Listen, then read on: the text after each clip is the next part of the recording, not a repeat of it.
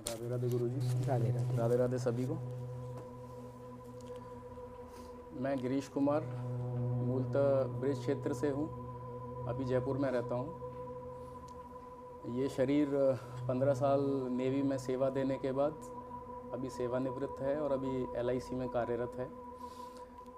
अपने आप को मैंने शरीर कहा क्योंकि कुछ समय पहले तक मुझे ये भी पता नहीं था कि शरीर अलग है और आत्मा अलग है। पूजा पाठ में बिल्कुल इंटरेस्ट नहीं था, अध्यात्म के नाम पे बिल्कुल ज़ीरो, भगवान को मानता नहीं था। इंग्लिश मीडियम स्कूल्स में पढ़ा था तो वहाँ तो और भी भगवान से विमुख ही हो जाते हैं। तो नेवी में भी बढ़िया जीवन चल रहा था, एंजॉय कर रहे थे, पार्टीज़ वगैरह होती थी। शुरू होने से पहले एक्साइटमेंट रहती थी, फिर ख़त्म होने को आती थी तो लगता था कि यार एंजॉयमेंट तो ख़त्म, अब क्या। हमेशा यही रिपीट होता था। 2016 या 17 में शायद जियो नेटवर्क आया था, तो उसके बाद थोड़ा यूट्यूब वगैरह देखना शुरू कर दिया था। तो ऐसे ही देखते देखते एक दिन मेरे फीड पे एक वीडियो आया, उसमें टाइटल था लाइफ आफ्टर डेथ, कि मृत्यु के बाद का जीवन। तो वो मैंने देखा तो उस टाइम मुझे पता लगा कि शरीर अलग है और आत्मा अलग है। तो थोड़ा सा जिज्ञासा पैदा हुई। उसके बाद और भी फिर उसी तरह के वीडियोस आने लगे, पुनर्जन्म के और इस टाइप के बहुत सारे वीडियोस देखने लग गया। बाबाओं के वीडियोस देखता था, संत महात्माओं के वीडियोस देखता था, तो थोड़ा सा अध्यात्म में और जीवन, मृत्यु के बाद इन चीज़ों में थोड़ा इंटरेस्ट आने लगा, जानने के बारे में। फिर धीरे धीरे जगह जगह से ज्ञान इकट्ठा कर रहा था, लेकिन वो ज्ञान इतना डाइवर्सिफाई हो गया था कि एक प्रॉपर डायरेक्शन नहीं मिल रहा था कि करना क्या है, कैसे किस तरफ जाना है, कहाँ पहुँचना है, लक्ष्य क्या है, कुछ भी नहीं पता था, बस चले जा रहा था ऐसे।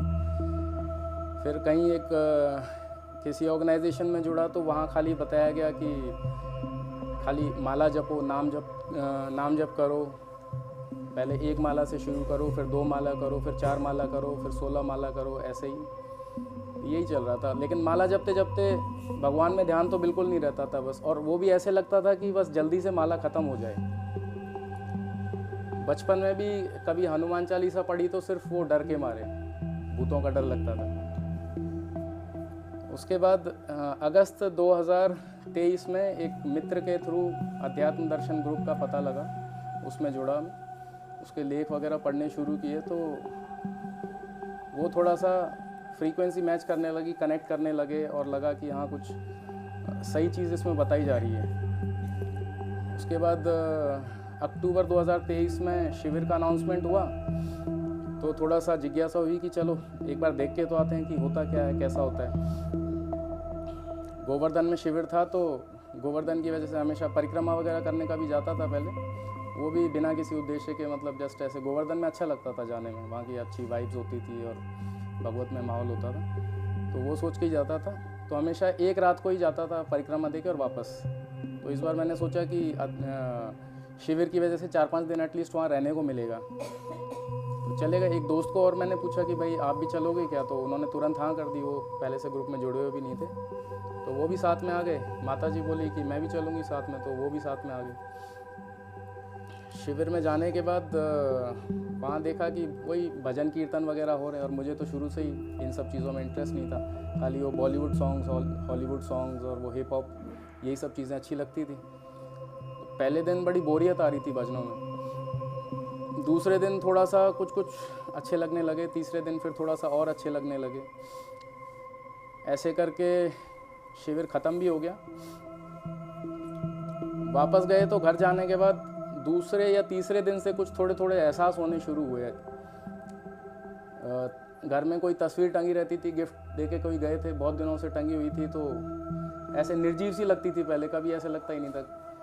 लेकिन एक दिन ऐसे उनकी तरफ देख रहा था तो थोड़ा सा ऐसे लगा कि ये आज कुछ अलग ही तरीके से मुझे देख रहे हैं, और मैं भी इनको देख रहा हूँ, कुछ जैसे वो बात करना चाहते हैं।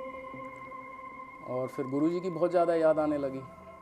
तो मुझे लगा कि किसी एक नॉर्मल इंसान की तो इतनी ज़्यादा याद नहीं आ सकती। शिविर में और भी लोग आए थे, उनकी क्यों नहीं मुझे याद आ रही, खाली गुरुजी की क्यों इतनी याद आ रही है।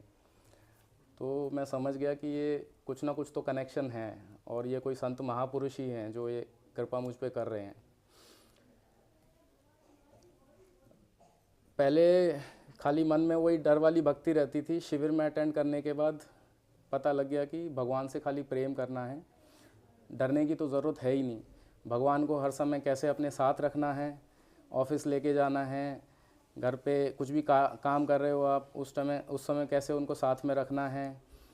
तो ये सब चीज़ें अपने आप ही पता लगने लगी। मतलब ऐसा होता है ना कि एक बहुत ही अंधेरा कमरा है, तो वहाँ पे आप थोड़ा सा एक मोमबत्ती जला दो तो कुछ थोड़ा बहुत उजाला हो जाता है। ऐसे करके अंदर कुछ थोड़ा सा उजाला हो गया, कुछ चीज़ें अपने आप ही पता लगने लगीं, कुछ प्रश्नों के उत्तर अपने आप ही मिलने लग गए, क्या करना है वो चीज़ें भी अपने आप ही पता लगने लग गई। इस कृपा के लिए मैं गुरुजी का बहुत आभार प्रकट करना चाहूँगा और सबसे यही कहना चाहूँगा कि शिविर में आके ये सिर्फ खाली एक्सपीरियंस करने वाली चीज़ है, इसको शब्दों में बयान नहीं किया जा सकता। ये आध्यात्मिक क्षेत्र है और यहाँ सिर्फ आप एक्सपीरियंस ही कर सकते हो चीज़ें। राधे राधे।